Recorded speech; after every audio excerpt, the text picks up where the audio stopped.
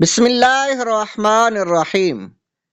مسجد تعمیر کرنے کے متعلق احادیث۔ ان عثمان رضی اللہ تعالی عنہ قال قال رسول اللہ صلی اللہ علیہ وسلم من بنا للہ مسجدا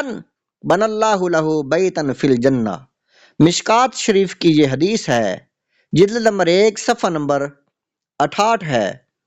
حضرت عثمان رضی اللہ تعالیٰ عنہ سے روایت ہے، انہوں نے کہا کہ رسول اللہ عز و جل وصلی اللہ تعالی علیہ وآلہ وسلم نے فرمایا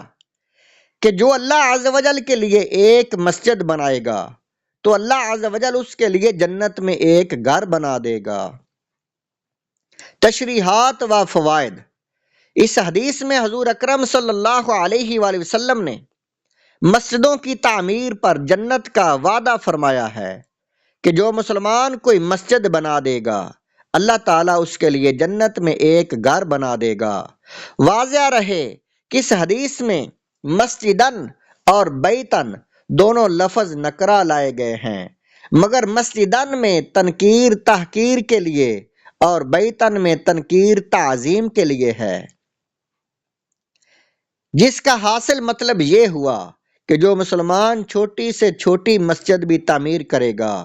تو اللہ تعالیٰ اس کے لیے بہت بڑا عالیشان مکان جنت میں بنا دے گا۔ حدیث میں للہ کا لفظ اس بات کی وضاحت کے لیے ہے جو شخص خالص اللہ تعالیٰ ہی کی رضا اور خوشنودی کے لیے مسجد بنائے گا اسی کے لیے یہ اجر عظیم ہے کہ اللہ تعالیٰ اس کے لیے جنت میں ایک گھر بنا دے گا۔ اللہ تعالیٰ اس کے لیے جنت میں ایک گھر بنا دے گا، اور اگر خدا نخواستہ کوئی اپنی کسی دنیاوی غرض یا نام و نمود یا ریاکاری اور اپنی شہرت کے لیے مسجد بنائے تو ہرگز اس کو یہ اجر و ثواب نہیں ملے گا،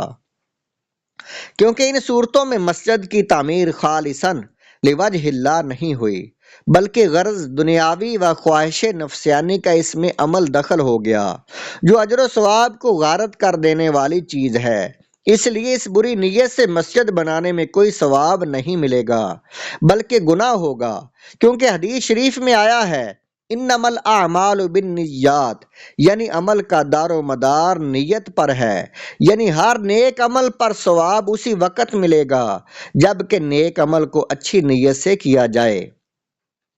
اگر نیت اچھی نہ ہوئی تو کتنا ہی نیک عمل کیوں نہ ہو اس پر کوئی ثواب نہیں ملے گا۔ جس طرح نئی مسجد تعمیر کرنے کا بہت بڑا اجر و ثواب ہے، اسی طرح پرانی ٹوٹی پھوٹی مسجدوں کی مرمت اور ان کی صفائی ستھرائی اور آباد کاری کا بھی بہت بڑا اجر و ثواب ہے۔ چنانچہ ایک حدیث شریف میں آیا ہے جس کو تم لوگ دیکھو کہ وہ مسجدوں کی خدمت و خبر گیری کرتا رہتا ہے تو تم لوگ اس کے صاحب ایمان ہونے کی شہادت دو اور یقین رکھو کہ بلا شبہ اس کے دل میں ایمان کی روشنی ہے، کیونکہ اللہ تعالیٰ نے قرآن مجید میں یہ ارشاد فرمایا ہے انما یعمر مساجد اللہ من آمن باللہ والیوم الآخر، یعنی صرف وہی شخص مسجدوں کی تعمیر و آباد کاری کرے گا جو اللہ اور قیامت کے دن پر ایمان رکھتا ہوگا۔ یہ حدیث پاک مشکات المصابیح کی حدیث ہے اور جلد نمبر 1 ہے، صفحہ نمبر 69 ہے۔